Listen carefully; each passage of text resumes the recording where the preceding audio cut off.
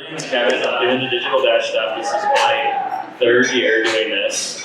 So you guys have kind of seen where it's come from just starting out and to where it's been updated.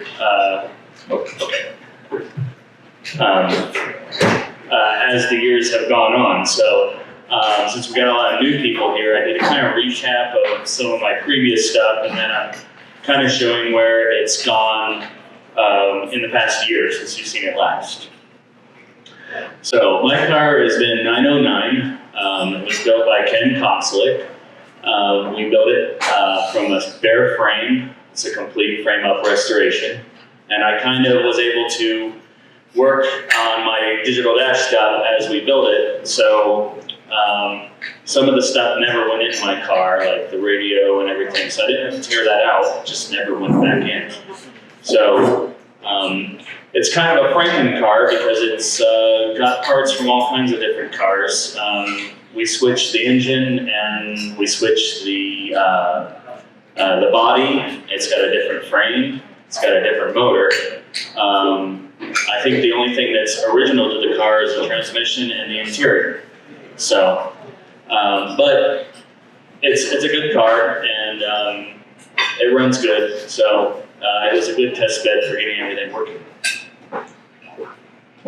So here's my early progress of working on the car. I used these screens we got from China, and you saw them at the show here. It took a long time to find these screens because they're not very easy to find. They're long and skinny, and they're actually used in subway cars to show your stops along a route. I needed a screen that would fit inside the binnacle. So after a lot of searching, I finally found these screens and started off on this. This up here at the top will show this bracket that I had made. This will hold the screen inside the center console. The way I designed it is I didn't want any visible screws on the outside, so I had to do a lot of engineering to figure out how to hold the screen. So it just kind of holds it all self together. I used to have a screen right above those letters, and I ended up taking that out because I didn't like how it worked. I'll have a picture of the new bracket that I made. Here's some early progress of inside the car. That's the actual new bracket. The picture on the left is my HVAC control unit, which has vacuum solenoids in it. So that's how I end up changing the modes, is I switch these vacuum solenoids and route the vacuum to whichever door needs to open or close. It also controls the fan. I don't have temperature control yet, but I don't have air conditioning right now anyway, so it doesn't matter.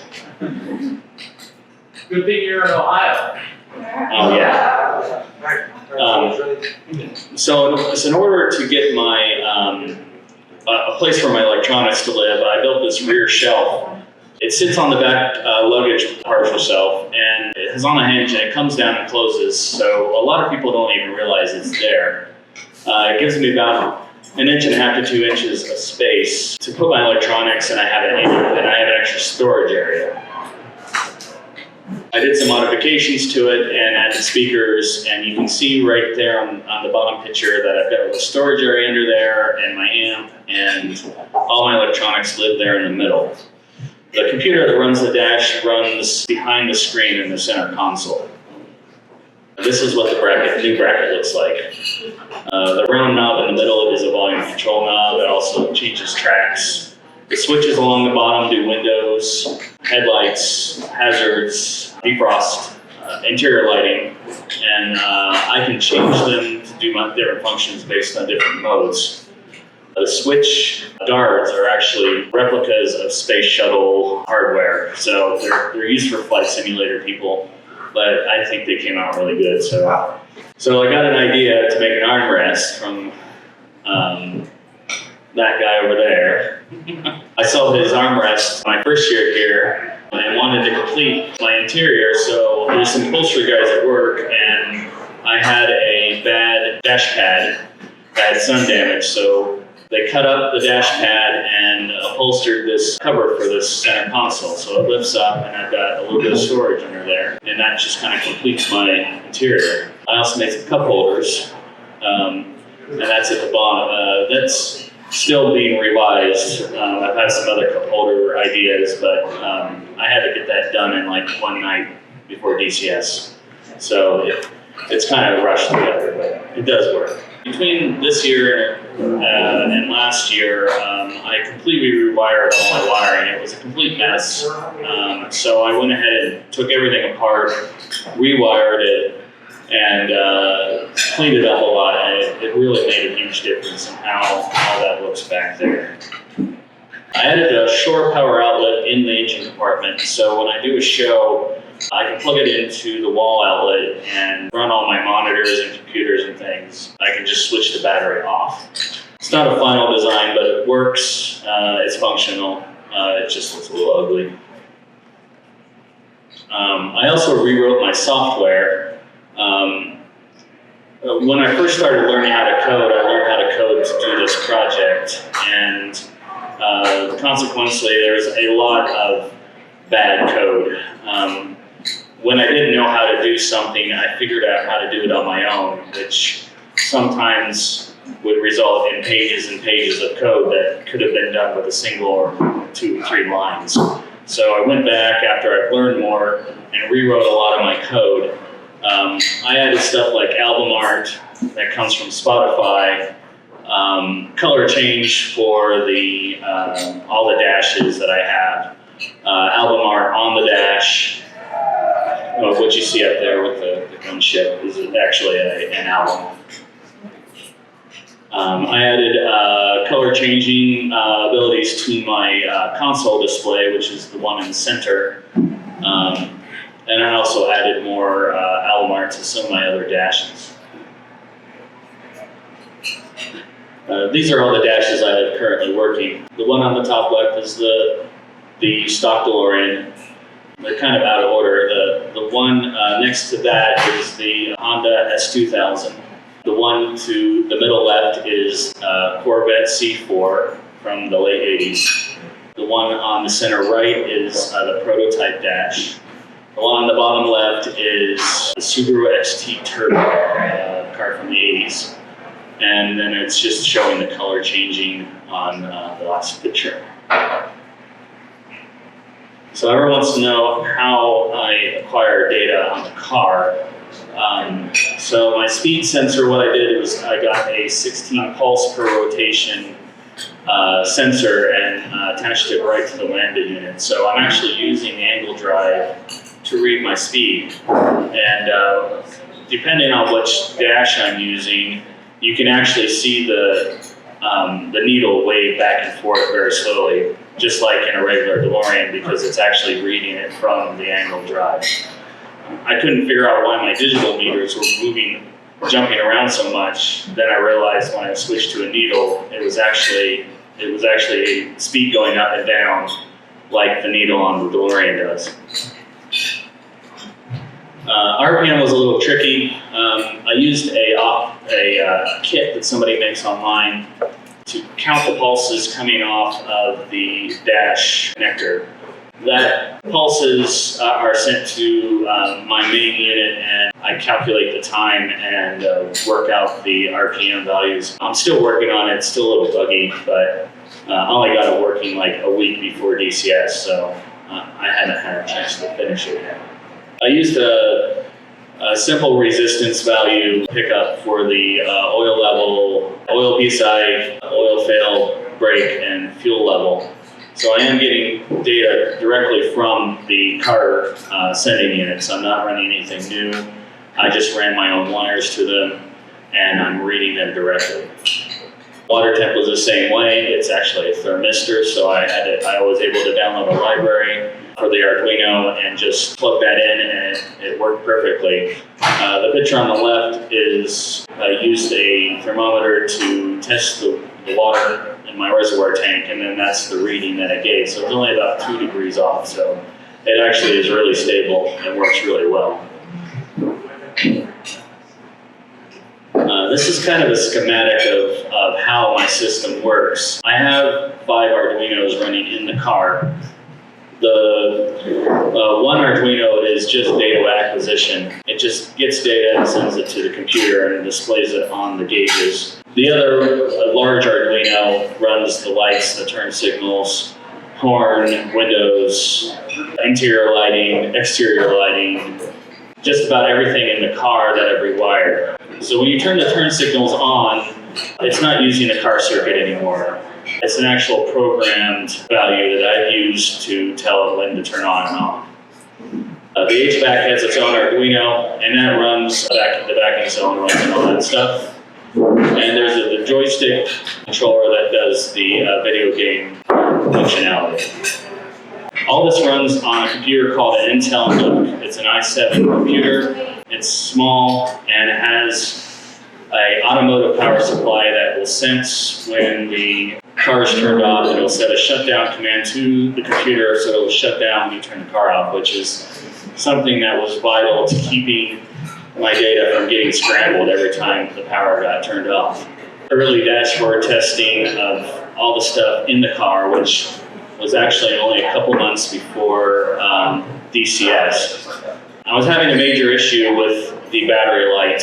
A lot of you know what the battery light does and how much it can have problems with you if you don't have that.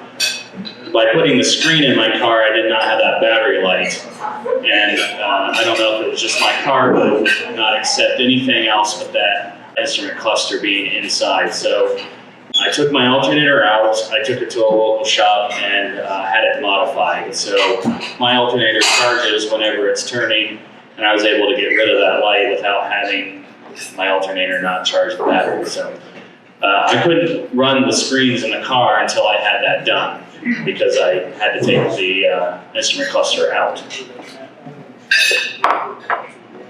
So I was approached by a group of people who were doing a Columbus Ready Player One experience at the Film Center, Gateway Film Center, which is an independent movie house in Columbus. Some of you know Ready Player One takes place in Columbus, Ohio, so it's kind of a big thing that we were all in Columbus and we wanted to have a big event. So they said, why don't you do something for Ready Player One? So I had been kicking around this idea of putting a video game in the car and having it use the steering wheel, brake, and gas to control the car. I already had a computer in the car, so I was just going to try to figure out how that was possible. So this is what I did. First thing I did was build a frame that hooks onto the front trunk of the car and holds the screen and a tent that goes over top of it to block the light out. I used just PVC pipe. The screen hole hangs down from those two, I don't know exactly what they're for, but there's two parts on the trunk. They're kind of U-shaped brackets. So it just hangs off of that, it hangs down, and then the rest of the frame will go back and attach to the doors. And then you put a projector between the two doors and face it towards the front of the car. You put the light tent on top. It actually makes a pretty good experience of sitting in the car and playing a video game. For the steering, what I did was I printed a 3D printed a gear that goes over top of the turn signal indicator cam. It just slides over it and turns with the wheel. Then I put a 10-turn potentiometer and drilled through the bracket for the turn signal and put a second gear on that. I wrapped it with tape and it's completely round, so if it binds up, it will just spin free and it won't bind up the wheel. That stays in there all the time, and I never take it out. It's always in the instrument, or in the steering column. Same thing for the gas and the brake. I just have two slide potentiometers that sit on in the floorboards. And as you move the pedals back and forth, those slide up and down and detect what position the gas and the brake are in. I added a button pad on the center console to start the game and add credits because it is a direct arcade emulation. So this is kind of some pictures from the event. I just let anybody who wanted to play in the car, kind of help them in the car. Everyone had a great time. This guy was a cosplayer, kind of dressing up as Parzival, and everyone had a great time. So I also did it for DCS, so a lot of you who were there saw everyone playing the game. A lot of people were pretty shocked about it because I didn't tell anybody about it except that my little talk I did. 2 weekends ago, actually it was last weekend, I did a game developers conference in Columbus, Ohio. Had the whole thing set up. The thing that was interesting about this is these weren't DeLorean people, they were just game fans and stuff, and a lot of them didn't understand that this was an actual running, driving car. They thought it was just a shell that I built, and when they asked how I got it in there, I said I drove it in, and they're just kind of mind blown. They just didn't understand that you could do this with an actual car. So this is a recap of a video that I played last year. It just kind of shows everything working for those who didn't see it. It's not the whole video, I just cut it real quick. So it actually shows the dash running in the car. It shows the Alomar running and the Proto 1 dash.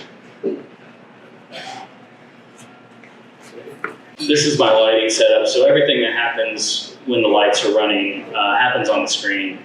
So when you turn blinkers on or headlights on, it will show up on the screen. I got that idea from a Tesla, so I thought it was really cool. So I kind of implemented my own ideas with that. I have independent control of all my headlights, so I can do different effects with them.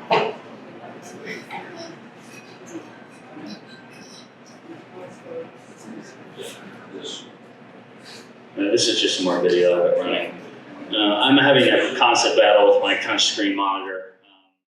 A lot of times it's not working correctly, and I have to use a mouse or a touchpad. So hopefully by next year I'll have that problem taken care of. This is a bit of an earlier version of my software. I don't have anything. I only think the HVAC stuff is working in this one.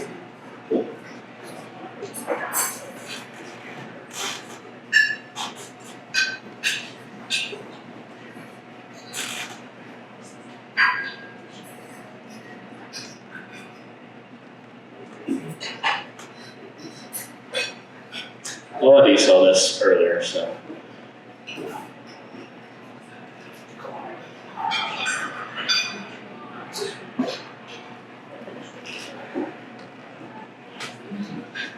Here's some videos of live data coming in. This is new stuff that I've shown a couple people these videos.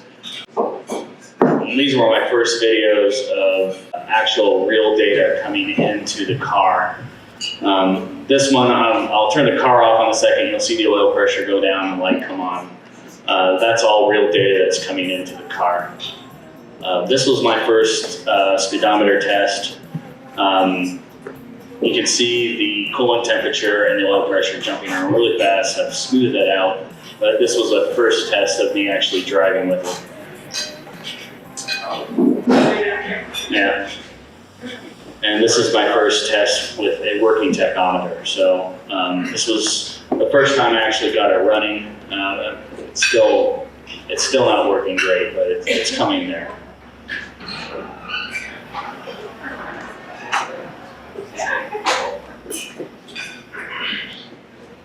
I had this idea for parade lighting, so since I had all this independent control of my exterior lighting, I said, well, why don't I do special lighting modes for parades? So here's some of my parade lighting modes that I've programmed. So people get a real kick out of it on parades, these lights flashing like this.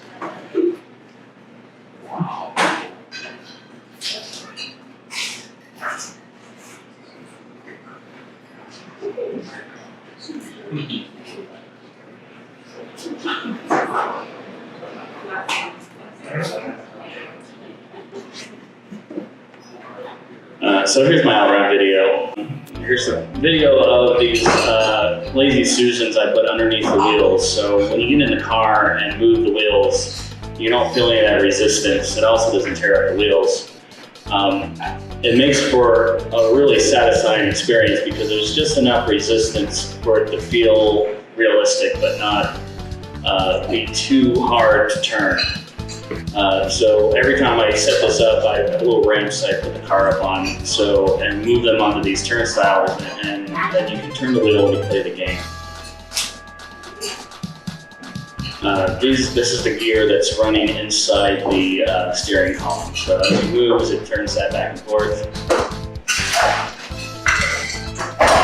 here's a video of how the pedals work. So you can see up there at the top, you can see the slide going up and down as I move the pedal up and down. That's how it detects the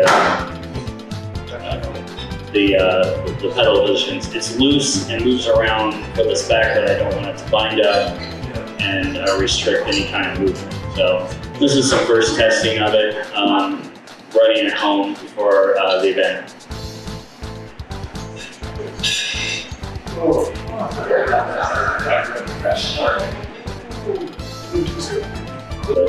So this is the Ready Player One experience. So I put a GoPro in there and I was taking video of everyone. Everyone got a really good kick out of it. There's just the smiles on everybody's faces as they're playing the game. It was really nice.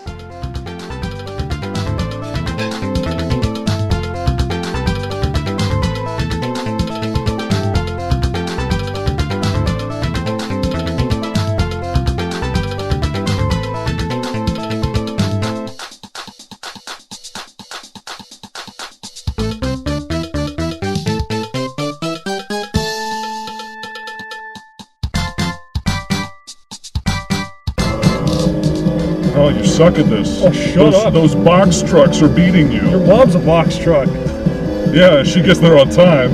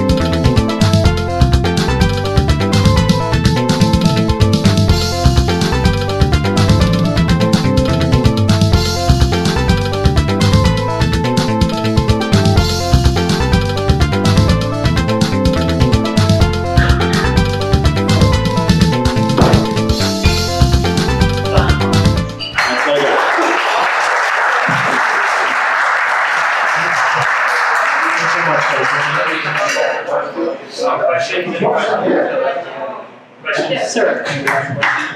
Sure. I think you're doing a marvelous job. Thank you. I think it's brilliant from top to bottom. Thanks. You've got a couple of different things going. One's a game, and one is the format for the screen. What is your intention and where do you go forward? Is it something that you're thinking of marketing in some way? Well, at the last event I told you about that I did last weekend, a friend of mine were talking about making that an actual business. I'm DeLorean because I'm tired of people getting in and out of my car constantly. What I want to do is get a couple of 80 sports cars, get actual arcade boards, put them in the cars, drive them to events, park them side by side, connect them up, put the projectors up, and then charge people $10 a pop to play against their friends. Okay, so what is the attraction to another car other than a DeLorean? Just the experience of sitting in an actual car playing a video game. Okay, so other than you don't want them in your car, Yeah. you could have it in another DeLorean. Yes. And the benefit of attraction, if you were to make a time machine replica, what that would attract at events as such. That would be Sounds like, cool. Kevin's offering something. Oh, yeah. I'm offering advice. So you have something that is wonderfully unique to displays in general, but to the DeLorean world, you recognize that a lot of what came out of that was the visual experience of that dash and all the components inside that car. So it might lend itself well if you continue down the line and do that. The other thing is that I think it'd be great to market what you have for all the DeLorean owners if it's applicable and easily done. The other thing that I'd like to bring attention to, maybe everybody else, and I don't know, I can't confirm, but I heard that you started down this path top to bottom on your own with no experience and no knowledge. Can you tell us a little about that, please? So basically what started me on this journey was I had an idea, and so a little backstory. Back in the 90s, if you wanted to have MP3s in your car, the only way to do it was to put a whole computer in your car.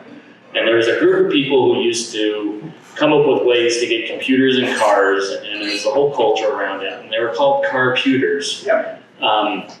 I always wanted to do it, and the DeLorean was my dream car, so I always wanted to do it with the DeLorean. So I fast forward a while, and I got a chance to sit in a Tesla when they first came out, and I was kind of blown away by the big screen and the digital dash. So when I met Ken Krinn, he said, well, I'll build you a car. And I said, well, why don't I do this at the same time? At the time, I was driving a truck. I had no programming knowledge, so I started watching YouTube videos and learning how to program. And I use a program called Processing, which is a visual Java language. There's another guy that made a video dashboard using Processing, and I kind of learned what it was from him and said, well, if he could do it, I could do it. So I started working on how the very basic things, like I started with a needle and how am I going to make this thing turn? So I started messing around with things until I got the needle to turn.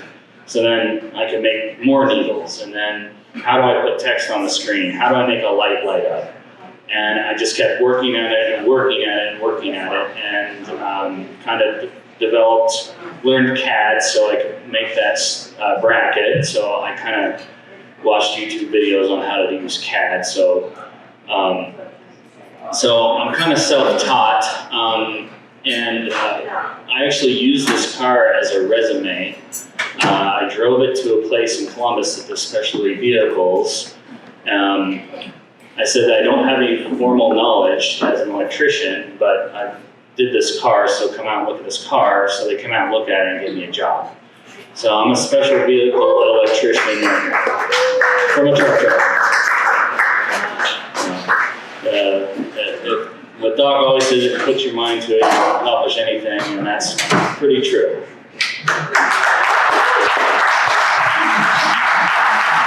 And Kevin, are there any other questions for Kevin while Brian is getting set up? So, you can probably hear me. When when you had it that it said Ready Player One, tell me where that was in that convention, is that a regular event that came from the movie, or is it something that modified that title? Or is that- Well, Repeat the question, The Kevin. question was, where I saw the Ready Player One, is that an annual event, or is that something that's brand new, or did they just put that title on the old event for this year's theme? no, what that was when the movie came out, this is based in Columbus, a group of people organized an event around the premiere of the movie at a local independent movie theater. We had a special 70mm print of the movie, and it was a big event, and they asked me to participate. So it was a one-night thing for the premiere of Ready Player One in Columbus. That's all that was, and I did that for that, and just kind of kept working with it. Well, I think you've done a great job. I wish you best of success and continue on. I think that maybe out of that, there might be a future for all cars as something that could be modified as an optional or a high-tech option that you could apply to other cars regarding size, shape, fitting, and those three metrics. It's just marvelous. I looked at it, I posted it with you, and I'm really impressed. I'm impressed with what you do. I wish you the best of luck. Thank you very much. Gordon, my question about the game was, while running, and you're using the gas pedal to activate the car in the game, did you disconnect the fuel system so you're not flooding the car? No, I did not. Because the car was on a battery disconnect, and it's a mechanical fuel injection, the pump's off, nothing was really happening when that accelerated. The cable was moving back and forth, but nothing was happening. When I started the car up at the end of the day, it started right up and I had no problems. Any other questions? Okay. Oh, forgot one. Mine is more a little section of what you did. Every year we have a Festival of Lights parade around Christmas. And what really intrigued me was the independent light control would be really cool to go ahead and have in that parade. Is that something that can be done or thought about being done to a regular DeLorean? It's possible because basically I disconnected all the headlights and ran them through relays. So that could be something that might be possible. I didn't want to take you too far off into no past problem. projects, but that would be really, really cool to go and have around the holiday time. And I don't know how many other DeLorean people actually go in parades, but we are sort of called on a lot of times to go into parade mode. Well, in Ohio, we don't have Christmas parades really existing. So, Anywhere it doesn't snow. yeah. I would think that would be possible. It would be something you'd have to set up and, you'd have to have it read the inputs and modify it. And it would be possible. I could look into that maybe. Would it be easily separatable from what you're actually doing? Probably. I cut a lot of wire, or unplugged a lot of things and ran my own wires for stuff, so it would probably be possible. Well, now that you're in the specialty auto wiring business. I have been learning a lot, so. Any other questions? Thanks, Kevin. Oh, we got another. Can I get one? When it's on the market. Thanks, everybody.